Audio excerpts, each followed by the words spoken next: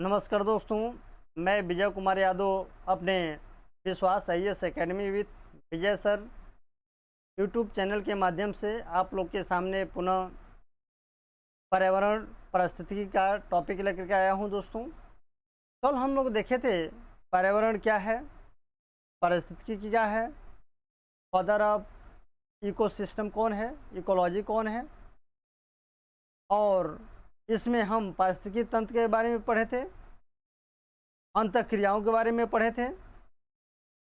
इसके साथ ही साथ पारिस्थितिकी तंत्र के तत्वों के बारे में पढ़े थे, जैविक घटक अजैविक घटक के बारे में पढ़े थे, उपभोक्ता और उत्पादक वर्ग के बारे में पढ़े थे, जैविक घटक में कार्बनिक अकार्बनिक और भौतिक तत्वों के बारे में पढ़े थे, खाद्य श्रृंखला के बारे में पढ़े थे। अब आज इसी खाद्य श्रृंखला को पुनः हम रिपीट करते हुए आगे बढ़ते हैं दोस्तों, और मैं आपको बताना चाहता हूं कि मैं अब पर डे एक पारिस्थितिकी पर्यावरण का टॉपिक और बाल मनोविज्ञान का टॉपिक लेकर के आता रहूँगा। ये तो सेगमेंट दोनों पर डे आते रहेंगे ताकि आप लोग का जल्द ही नोटिफिकेशन जारी होने वाला है टेट का और सुपर टेट का। तो यह टॉपिक आपका क्लियर होते चले, और मैक्सिमम लड़कों की समस्याएं होती हैं बाल मनोविज्ञान और ईबीएस, तो इससे आपको छुटकारा मिले, निजात मिले, इसी के लिए हम काम कर रहे हैं दोस्तों। और ख़ास करके पर्यावरण उन सभी बच्चों को जो सिविल दे रहे हों या फिर यूपीएससी का अदर एग्ज़ाम दे रहे हों या यूपी ट्रिपल एससी दे रहे हों, इन सभी में इसका एक अहम रोल है। तो चलिए हम बात करते हैं खाद्य श्रृंखला की। तो आज हम देखेंगे खाद्य श्रृंखला, खाद्य श्रृंखला।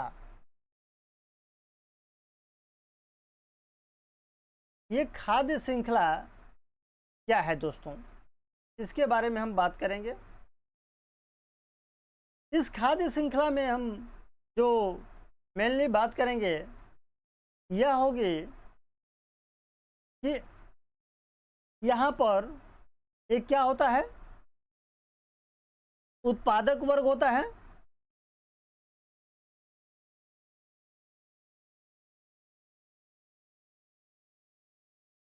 जैसे जमीन पर घास फूस उगना, जो वनस्पतियाँ उगती हैं, जैसे हम उत्पादक कह लेते हैं। अब इसका जो भक्षण करेगा कौन करेगा, प्राथमिक उपभोक्ता करता है। प्राथमिक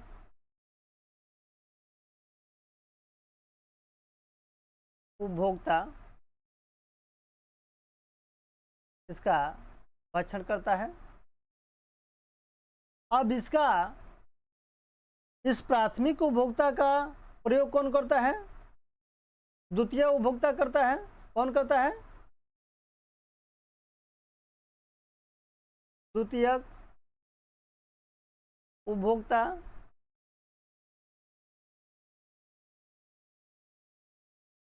अब इस द्वितीय उपभोक्ता का प्रयोग कौन करता है, तृतीयक उपभोक्ता।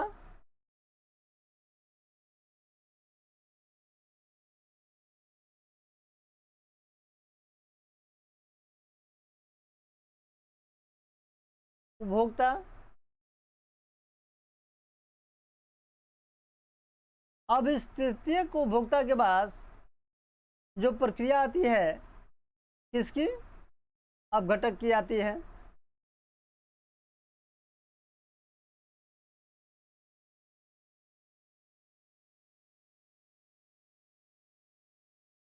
अब घटक, अब इसको आप समझ लीजिए कायदे से कि जो पृथ्वी पर घास फूस उगता है इसका भक्षण टिड्डे करते हैं या बकरियां खरगोश जैसे जीव करते हैं। तो टिड्डा बकरी या खरगोश यहाँ पर प्राथमिक उपभोक्ता हो गए। अब इसका जो भक्षण करेगा, जैसे टिड्डे का भक्षण करेगा मेढक, खरगोश और बकरी का भक्षण करेगा सियार। तो यहाँ पर मेढक और सियार क्या हो गए, द्वितीय उपभोक्ता हो गए। अब इसका भक्षण जैसे मेढक का करेगा सांप और सियार का करेगा शेर, तो यह क्या हो गए, शेर और सियार क्या हो गए, मेढक का हो गए सांप, तो शेर और सांप क्या हो गए, तृतीय को भोक्ता हो गए। अब यहाँ पर सांप का भक्षण करेगा कौन, मोर, और सियार का करेगा कौन, शेर, तो यहाँ पर शेर क्या हो गया, तृतीय को भोक्ता हो गया। अब जब ये मरेंगे तो इस वातावरण में पाए जाने वाले जो जीवाणु और कवक हैं, यही इनको सड़ा गल करके मिट्टी में मिला देंगे, और जो मिट्टी में मिलाने का कार्य करेंगे वही क्या कहलाते हैं, अपघटक। तो ये कौन होते हैं, वह जीव, और वो छोटे छोटे जीव होते हैं जो किसी को खा करके सड़ा गला करके मिट्टी में मिला देते हैं, उसी को अपघटक कहते हैं। और इसी सड़ी गली मिट्टी पर क्या होगा, बढ़िया उर्वरक मिट्टी तैयार होगी। अब इसी उर्वरक मिट्टी पर बढ़िया से फर्स्ट क्लास का कोई फसलें फिर लहराएगी, और जब फसलें लहराएंगी तो फिर ये क्रियाएं चलता रहता है। तो इसी को कहा जाता है जीवन चक्र। ये जीवन चक्र यानी कि किसी भी व्यक्ति का या वस्तु का रंग रूप बदलता है, लेकिन वो क्रियाएं चलती रहती हैं, उसका कोई न तो कोई एक माध्यम होता है। तो अब हम बात करेंगे खाद्य श्रृंखला में भोज्य पदार्थों व अन्य पदार्थों का। खाद्य श्रृंखला में भोज्य पदार्थों, भोज्य पदार्थ व अन्य पदार्थ।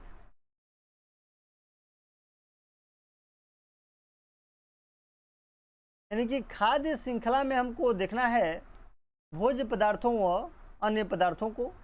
इसमें हम कह सकते हैं कि खाद्य श्रृंखला में भोज्य पदार्थ व अन्य तत्वों का संचरण भू जैव रासायनिक चक्र के माध्यम से होता है। जब उत्पादक और उपभोक्ता मरते हैं तो मिट्टी में पाए जाने वाले जीवाणु और कवक जैसे अपघटक उन्हें सड़ा गला करके पुनः मिट्टी में मिला देते हैं, जिससे मिट्टी उर्वरक बन जाती है, और इसी उर्वरक मिट्टी में उत्पादक पुनः उगते हैं। जैसे ये उत्पादक है, इस सड़ी गली मिट्टी में क्या है, पुनः उगते हैं। इस तरह खाद्य श्रृंखला बिना टूटे ही अपना जीवन चक्र, जीवन साइकिल पूरा करती रहती है। यानी कि ये खाद्य श्रृंखला टूटी नहीं, और इसका साइकिल क्या है, ये कंप्लीट होता रहता है। तो इसी कंप्लीट करने की क्रिया को हम क्या कहते हैं, लाइफ साइकिल कहते हैं, जीवन चक्र कहते हैं। और इस तरह पारिस्थितिकी तंत्र में नाइट्रोजन, फास्फोरस और कार्बन, जल इत्यादि का चक्र चलता रहता है।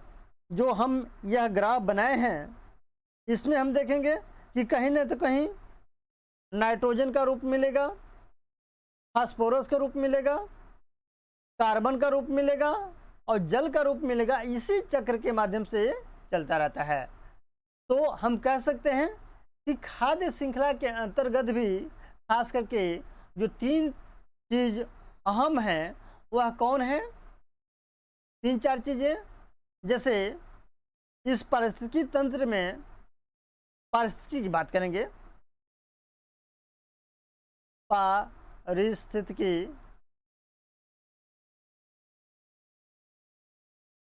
इस पारिस्थितिकी तंत्र में जो हमारी अहम चीजें हो गई, यह क्या है, नाइट्रोजन है, नाइट्रोजन। दूसरा क्या है, फास्फोरस,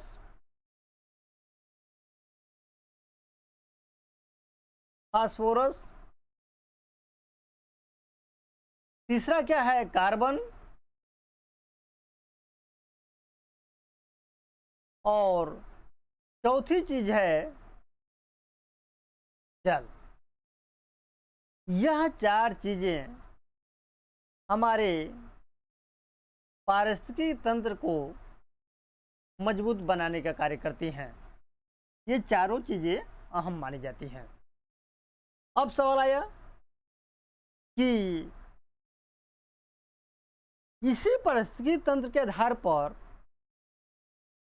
जो हमारी फसल चक्रें हैं वो कैसे मजबूत होती हैं, यानी कि बिना खाद्य का और बिना पानी का भी वो मजबूत होती रहती हैं। तो इसके लिए हम कुछ दलहनी फसलों का उदाहरण लेंगे। तो किसका उदाहरण लेंगे? दलहनी फसलों का। तो चलिए हम बात करते हैं दलहनी फसलों के बारे में। दलहनी फसल,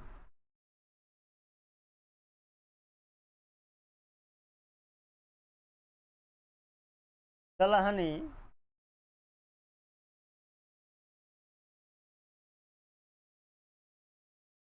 फसलें, यानी कि दलहनी फसलें किसे कहते हैं? जैसे चना, मटर, अरहर, मूंग, मसूर, ये तमाम जिसमें दो दल वाली फसलें होती हैं, इसे हम क्या कहते हैं? दलहनी फसलें होती कहते हैं। और यही दलहनी फसलों के माध्यम से हम नाइट्रोजन का नाइट्रोजनीकरण, विनाइट्रीकरण, स्थिरीकरण के बारे में हम जानेंगे। तो दोस्तों यहाँ पे हम बात करेंगे, ये दलहनी जो फसलें होती हैं, इन फसलों के जड़ों में ये क्या पाई जाती है? गांठ पाई जाती है। इनके जड़ों में क्या पाई जाती है? दलहनी फसलों के जड़ में गांठ पाई जाती है। क्या पाई जाती है? गांठ। अब यही जो गांठ है, यह खास करके जो हमारा वायुमंडल है, इस वायुमंडल से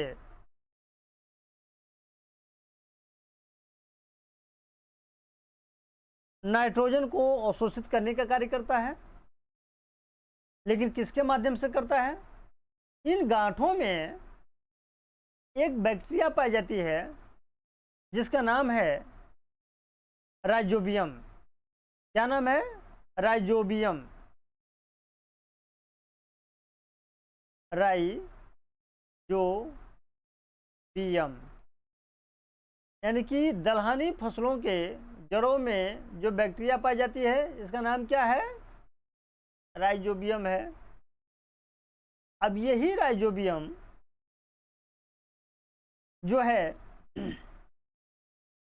इस वायुमंडल से करती क्या है? इस वायुमंडल से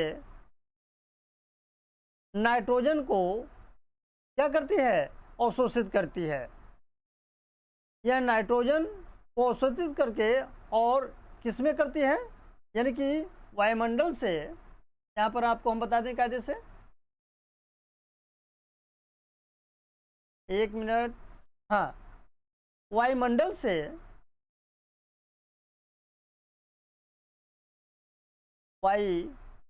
से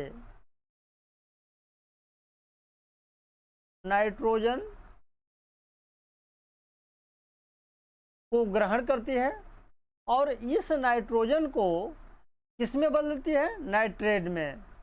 ये नाइट्रेट में बदल देती है। अब इसी नाइट्रेट में नाइट्रोजन को किस में बदलती है? नाइट्रेट में बदल करके और मिट्टी में मिला देती है। किस में? इस मिट्टी में मिला देती है। और इसी मिट्टी में मिलने के कारण दलहनी फसलों को किसी खाद या कंपोस्ट की ज़रूरत नहीं पड़ती है, वो अपने आप मजबूत होती रहती है। तो इसका जो मेन आधार है, ये क्या है? राइजोबियम है। क्या है दोस्तों? राइजोबियम है। अब सवाल आया कि जो यह बैक्टीरिया राइजोबियम बैक्टीरिया है, वायुमंडल के नाइट्रोजन को नाइट्रेट में बदलती है और पौधे को एक पोषक तत्व उपलब्ध कराती है, तो जिससे कि इन दलहनी फसलों को नाइट्रोजन की आवश्यकता नहीं पड़ती है। तो इस नाइट्रोजन को नाइट्रेट में बदलने की क्रिया को ही क्या कहते हैं, नाइट्रोजन का स्थिरीकरण कहते हैं। यानी कि इस नाइट्रोजन को यहीं पर लिखते चलिए कि बढ़िया सा नोट्स, इस नाइट्रोजन को नाइट्रेट में बदलने की क्रिया को क्या कहते हैं, नाइट्रोजन का स्थिरीकरण। क्या कहते हैं, बदलने की, नाइट्रेट में बदलने को ही नाइट्रोजन का स्थिरीकरण कहते हैं। क्या कहते हैं, यहीं पर लिख देते हैं रेड कलर से, नाइट्रोजन का स्थिरीकरण कहा जाता है। क्या कहा जाता है, नाइट्रोजन का स्थिरीकरण कहा जाता है। दोस्तों थोड़ा एक चीज़ भूल गए, यहाँ पर आपको दिखाई नहीं दे रहा होगा, इसी वजह से चलिए हम इसको थोड़ा ग्राफ को हम अदर साइड में बना करके हम आपको कायदे से दिखाते हैं। ये नाइट्रोजन को जो नाइट्रेट में बदलने की क्रिया है, इसी को हम कहते हैं, यहीं पर दिखा दे रहे हैं, यहाँ पर इसी को कहते हैं नाइट्रोजन का स्थिरीकरण। इस रेड वाले से लिख देंगे ताकि आप आसानी से जाएंगे। नाइट्रोजन का स्थिरीकरण कहा जाता है। इस नाइट्रोजन का स्थिरीकरण किसे कहा जाता है। अब आगे हम जो बढ़ते हैं, इसमें हम बता रहे हैं कि नाइट्रोजन का स्थिरीकरण तो हो गया, और जब पुनः एक बैक्टीरिया पाई जाती है, स्मूडोमोनास, इस स्मूडोमोनास नामक बैक्टीरिया से इस नाइट्रेट को नाइट्रोजन में बदला जाता है। ये क्या बैक्टीरिया, क्या नाम है,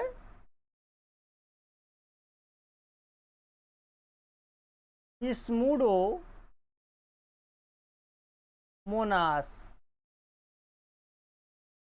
इस बैक्टीरिया क्या नाम है, स्मूडोमोनास। अब यही स्मूडोमोनास पुनः इस नाइट्रेट को नाइट्रोजन की क्रिया में बदलती है। कौन बदलती है, यह स्मूडोमोनास नामक बैक्टीरिया। ये क्या है,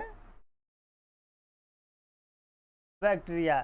तो खास करके आप लोग इस राइजोबियम का नाम तो सुने होंगे, इसका नाम सुने होंगे, लेकिन स्मूडोमोनास का नाम नहीं सुने होंगे।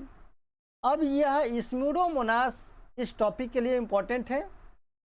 वैसे ये नया नहीं है, पुराना ही है, लेकिन आप लोग जब इसका नाम नहीं सुने तो हो सकता है कि इससे सवाल पूछ दे और आप लोग बहुत चक्का में खा जाएंगे कि दलहनी फसलों में के बारे में हम राइजोबियम को तो सुने हैं, स्मूडोमोनास किस खेत की मूली का नाम है। तो जो राइजोबियम इस दलहनी फसलों की गांठों में पाया जाता है और वायुमंडलीय नाइट्रोजन को नाइट्रेट में बदल करके मिट्टी में छोड़ता है, और मिट्टी में छोड़ने पर फसलें इसका लाभ लेती हैं। तो इसी मिट्टी से अवशोषित करके ये स्मूडोमोनास नाइट्रेट को पुनः नाइट्रोजन में बदल देता है और यह वायुमंडल में स्वतंत्र हो जाती है। तो यह चक्र भी धीरे धीरे क्या है, चलता रहता है। यह जहाँ से नाइट्रोजन आया था पुनः उसी स्थान पे पहुँच गया। अब सवाल आया कि इस तरह नाइट्रोजन पुनः वायुमंडल में चला गया, और इसी को क्या कहते हैं, जब नाइट्रोजन पूरा वायुमंडल में चला गया, इसको यहाँ पे बताते हैं, ये किस में चला गया, वायुमंडल में। तो वायुमंडल में जो गया है, ये गया कहाँ, वायुमंडल में। वायुमंडल में। अब जब ये पुनः वायुमंडल में गया है और वायुमंडल में जा करके जो नाइट्रोजन के रूप में बदला है, किसके रूप में बदला है? नाइट्रोजन के रूप में बदला है। ऐसे नाइट्रेट स्वतंत्र रूप के किस में गई? नाइट्रोजन में बदली, और यही नाइट्रोजन किस में बदल गया? ये वायुमंडलीय नाइट्रोजन के रूप में बदल गया। अब इस क्रिया को, सवाल है कि इस क्रिया को क्या कहा जाता है? तो दोस्तों, इसी क्रिया को जो नाइट्रेट नाइट्रोजन में बदला है, इसी को कहा जाता है विनाइट्रीकरण। इस विनाइट्रीकरण का इकोलॉजी में आप नाम तो सुने होंगे, विनाइट्रीकरण। विनाइट्रीकरण यही कहलाता है विनाइट्रीकरण।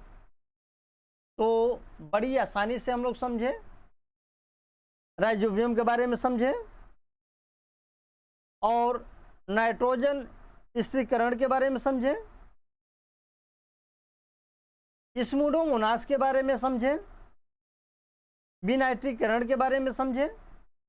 तो इसमें हम यही कहना चाहते हैं कि कहीं न तो कहीं जो भी चीज़ें हैं वो घूम फिर करके पुनः अपने स्थान पर पहुंच जा रही हैं, बशर्ते कि उसके माध्यम में अपनी वस्तुएं एक का रूप दूसरे में, दूसरे का तीसरे में, तीसरे का चौथे में बदलती जाती हैं, लेकिन वह घूम फिर के पुनः स्थिर स्थान पे आ जाता है, जिसे हम भूगोल में भी कहते हैं कि पृथ्वी गोल है और आप कहीं जाइए पुनः 360 डिग्री के चैनल घूमते हुए आप उसी स्थान पे आके गिर जाएंगे।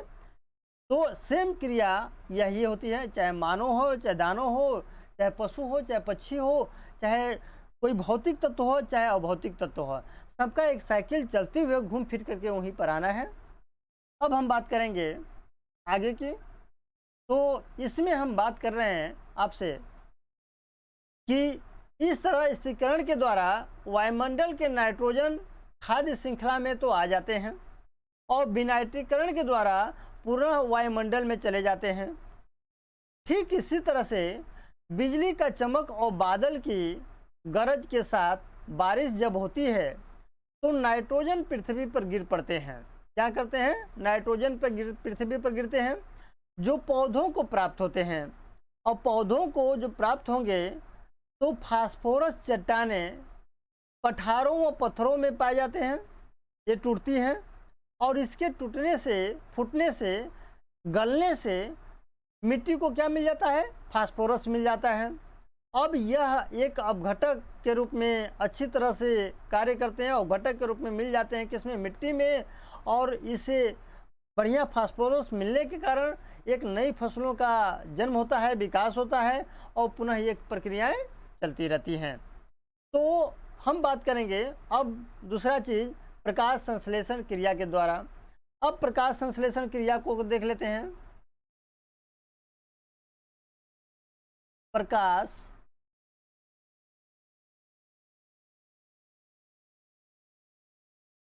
संश्लेषण, प्रकाश संश्लेषण क्रिया, ये प्रकाश संश्लेषण क्रिया क्या है? तो इसमें हम बात करेंगे कि जो इस मिट्टी के माध्यम से जो भी पेड़ पौधे हैं उगे हैं, अब यह भी अपना भोजन करते हैं। तो भोजन करने के लिए इनको एक प्रकाश की ज़रूरत होती है और इनके पत्तियों में क्लोरोफिल पाया जाता है। तो प्रकाश की क्रिया के माध्यम से यह क्लोरोफिल एक्टिव होता है और क्लोरोफिल प्रकाश की उपस्थिति में श्वसन क्रिया करता है और यह श्वसन क्रिया उत्पन्न जब करता है तो कार्बन डाइऑक्साइड और जल को ग्रहण करके कार्बोहाइड्रेट के रूप में अपना भोजन बनाता है और ऑक्सीजन मुक्त करता है। अब इसी ऑक्सीजन से अन्य मानव चाहे जीव अपना श्वसन क्रिया करते हैं और श्वसन जो करेंगे तो श्वसन के फलस्वरूप कार्बन डाइऑक्साइड बनाएंगे और इस वायुमंडल को छोड़ेंगे, और पुनः उस कार्बन डाइऑक्साइड को पौधा ग्रहण करेगा और प्रकाश संश्लेषण के माध्यम से उसे फिर किस में बदलेगा, ऑक्सीजन में बदलेगा, और ऑक्सीजन में बदल करके इसे पुनः ये मानो जब ऑक्सीजन को ग्रहण करेगा तो ग्रहण करने के बाद श्वसन करेगा, श्वसन करने के बाद फिर ये कार्बन डाइऑक्साइड में बदलेगा। तो इसके चयन को हम लोग देखते हैं। जैसे पौधे के बारे में बात किए कि ये पृथ्वी है, अब इस पृथ्वी पर पेड़ पौधे जमे हुए हैं, घास भूसें जमी हुई हैं। अब इस घास भूस जमने के कारण अभी जो ये सूर्य की किरणें आई, 1 मिनट थोड़ा इसको कायदे से बना देते हैं। सूर्य की किरणें आई तो सूर्य की किरणें इस पर, ये जैसे सूर्य है, ये सूर्य टिमटिमा रहा है सूर्य, तो इसकी किरणें जब यहाँ पर पड़ी तो पढ़ते पढ़ते ही यहाँ पर प्रकाश संश्लेषण की क्रिया हुई। क्या? प्रकाश संश्लेषण।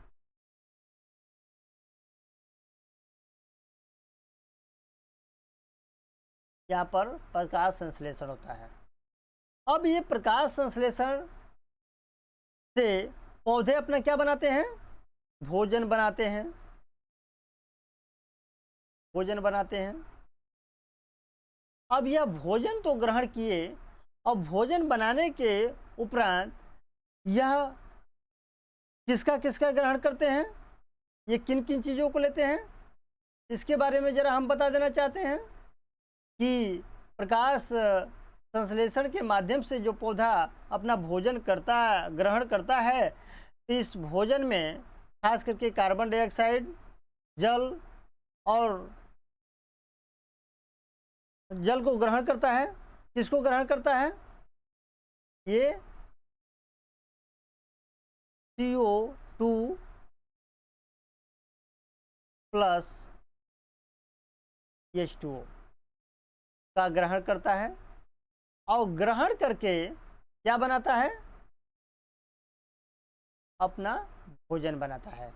यह भोजन बना करके क्या छोड़ता है? यह छोड़ेगा ऑक्सीजन, ऑक्सीजन को छोड़ेगा। और जो जीव जंतु है, जैसे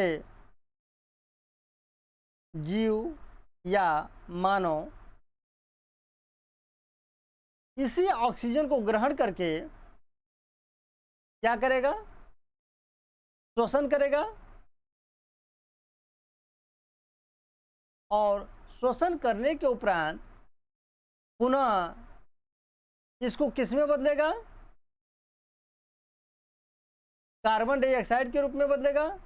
और यह कार्बन डाइऑक्साइड पुनः पौधे के लिए क्या हो गई?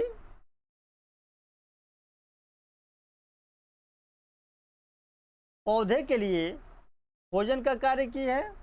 अब यह पुनः पौधा भोजन के रूप में हुआ, फिर ऑक्सीजन में, फिर मानव श्वसन, और यह क्रिया ये यहाँ से, यानी कि यहाँ से इसको एरो मार देते हैं रेड कलर से, ताकि आपको आसानी से समझ में आए।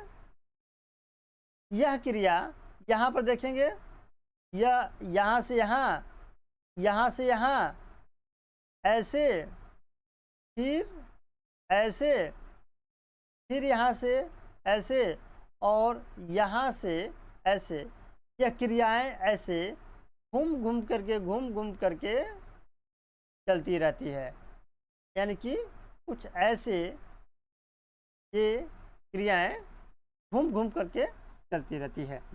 तो इस माध्यम से हम कह सकते हैं कि कोई भी चीज़ एक अपना रूप बदल करके दूसरे रूप में परिवर्तित हो जाती है, लेकिन उसका कार्य और उसका गुण कभी विनाश नहीं होता है। वह एक हमेशा अच्छे के रूप में रहता है, बशर्ते कि वो परिवर्तित होता रहता है। तो चलिए दोस्तों, आज की मैं अपने टॉपिक यहीं पर फिनिश करता हूं, और कल मैं आपका इसी का टॉपिक लेकर के आऊँगा, खाद्य श्रृंखला में ऊर्जा का संचरण। क्या लेके आऊँगा दोस्तों? खाद्य श्रृंखला में ऊर्जा के संचरण को लेके आऊँगा। तो मैं आशा करता हूँ कि आप लोग को मेरी ये वीडियो बहुत पसंद आई होगी, और यदि पसंद आई है तो अधिक से अधिक लाइक करिए, शेयर करिए, सब्सक्राइब करिए, कमेंट्स करिए, ताकि मुझे भी अच्छा लगता रहे और आपको अधिक से अधिक लाभ मिलता रहे, मुझे प्रोत्साहन मिलता रहे। और जितना मुझे प्रोत्साहन मिलेगा उतना ही मैं अच्छी से अच्छी वीडियो लेके आपके सामने आऊँगा और आपके पेपर के भविष्य के लिए और उज्ज्वल भविष्य की कामना करता हूँ। इसी के साथ शुभ रात्रि, गुड नाइट, शब्बा खैर दोस्तों, जय हिंद।